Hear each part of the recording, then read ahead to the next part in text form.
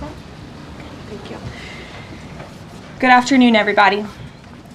President Trump campaigned on the promise to secure our homeland and deport violent alien criminals from our communities. That is why the American people overwhelmingly reelected him back to this office, and it's why the American people defeated the Democrat Party in devastating fashion.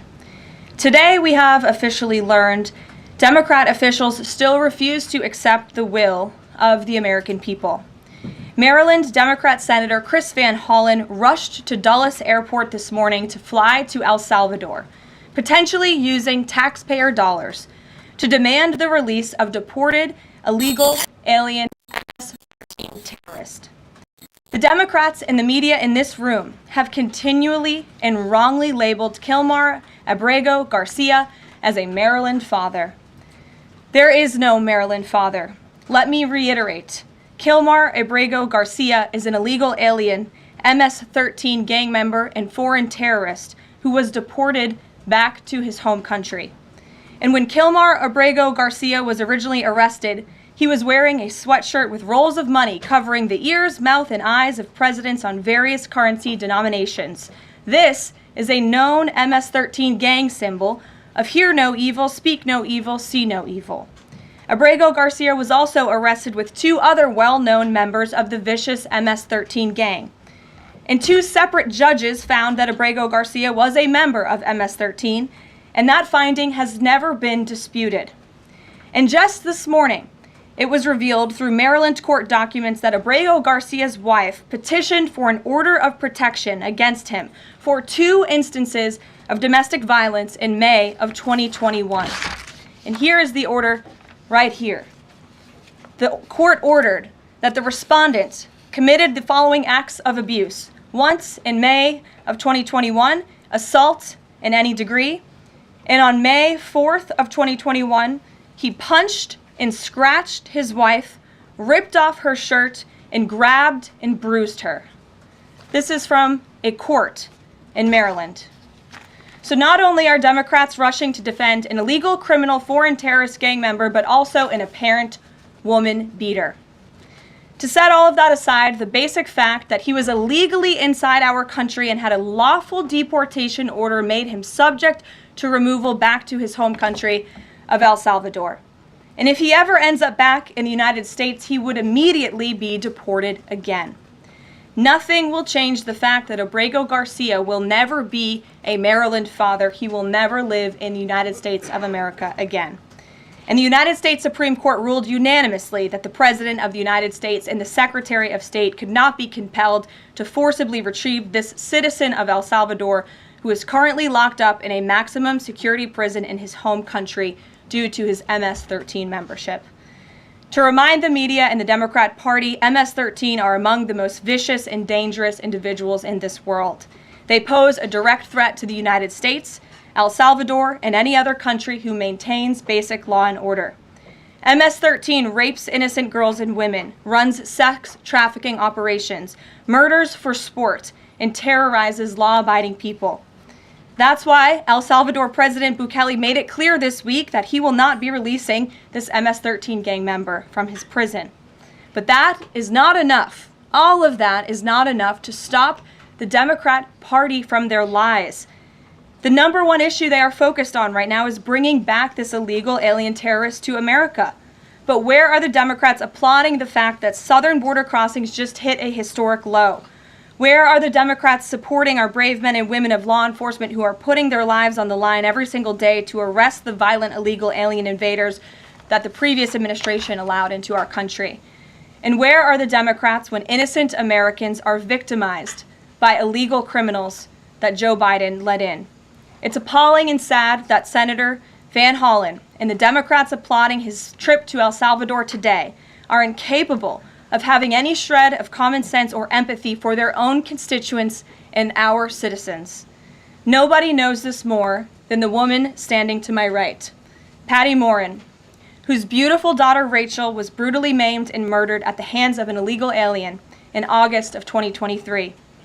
Patty no longer has her daughter because of the failed Democrat Party's open border, and these are policies that President Trump is bringing an end to. Patty should not have to be here today, but she is. And we are grateful and we are honored for her willingness and her request to share her powerful story with the world. Thank you, Patty, for being here. Thank you. A lot of you don't know the whole story about Rachel and about the crime that was committed against her. Even us, her family, we didn't know all the details. They kept most of it close to their chest, the detectives, because they didn't want to do anything to hurt the case. They wanted to keep the integrity of the case, so they kept everything close. I sat for the last 2 weeks in her trial, and we saw layer upon layer upon layer of evidence against the accused, an illegal immigrant from El Salvador. And the things that we thought, well, maybe this might have happened, we didn't know. But when we were at the trial, we got all the puzzle pieces. And I want to share some of those things with you. You know that Rachel's a 37-year-old mother. She has 5 children. We've walked the trail for the last 25 years that we've lived in Maryland. It's a safe place for our family. It's where we go to get a little bit of New England, because that's where we're from, New England. When she went on that trail that day, she was not planning on dying. She wasn't planning on walking to her death. She was planning on going to the grocery store with her girls afterwards. Victor Martinez, he waited for her. He waited for her to come closer. He saw her. He saw that there was nobody around. He attacked her. He dragged her 150 feet, blood gushing from her head. It left a 150-foot trail of her blood to the culverts, where he picked her up, he threw her against the wall of the tunnel, and he raped her. But before he did that, he stopped on that trail, and rocks, still stained with her blood, he used them to hammer her head against those rocks. They say at least 20 times they could count the cuts in her head. They said that when they did the autopsy, and I've seen the pictures, there's a 6-inch square in the back of her head where the skull is shattered the way that you would crush an eggshell in pieces. 3/4 of her brain hemorrhaged. Her right and left side of her face bashed in. Her beautiful face bashed in. Her head bashed in. Broken bones, fractures. He takes and he drags her some more.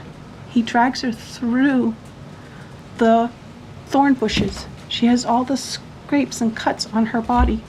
There wasn't 1 inch of her body that didn't have some kind of injury, whether it's bruising, broken bones, contusions, the scratches. She had a fractured rib, fractured nose, fractured skull. And then he takes her into the tunnel and he picks her up. He throws her against the wall. Blood is gushing from her head.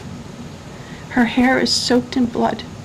And they showed us pictures of her body against the wall, outlined. The blood outlined her body. And you could see where the blood ran down around her as he was raping her. And then he threw her down and raped her some more. And then he strangled her because he didn't want her to be able to live to tell the story. They said that when they did the autopsy on her neck, that one of the things they do is they open up the neck and they look to see how far the injury is. And they went all the way down as far as an injury is possible, hemorrhaging in the muscles, because of how strong and violent the grip was around her. These are the kind of people that have no compulsion. Like, to them, this is nothing. And when he was sitting in the courtroom, he actually looked like he thought he was going to be set free. There was no remorse on his face at all. This person took my daughter so violently and so gruesomely and so graphically that they sealed the pictures, because I don't want my granddaughters to see these pictures. These are the kind of criminals President Trump wants to remove from our country. These are the kind of criminals that we need to remove from our country. We are American citizens. Why should we allow people like this, violent criminals that have no conscience at all, to murder our mothers, our sisters, our daughters? I don't understand why there's even any kind of problem with this. And it's not that it's political, like the left or the right, although I understand different parties have used it in the past. But we have to look at it as we are American citizens. We need to protect our families, our borders, our children. I don't care about politics. Well, I do, but I want to preserve life. And that's the only reason why I have taken and spoken about Rachel all this time. If you're a mother here in the room, can you imagine standing there alive? You're alive, and someone comes and puts their hands into your chest and rips out your heart? That's what it feels like. It feels like a part of you is being ripped out of you. You can't even describe the pain. Just like you can't describe to your husband what it feels like to carry a baby in your womb, or to feel those first kicks, or to know just intuitively if it's a boy or a girl. It's only a thing that a mother knows. Why are we not protecting the American citizens? It's just common sense. Why are we not protecting our children?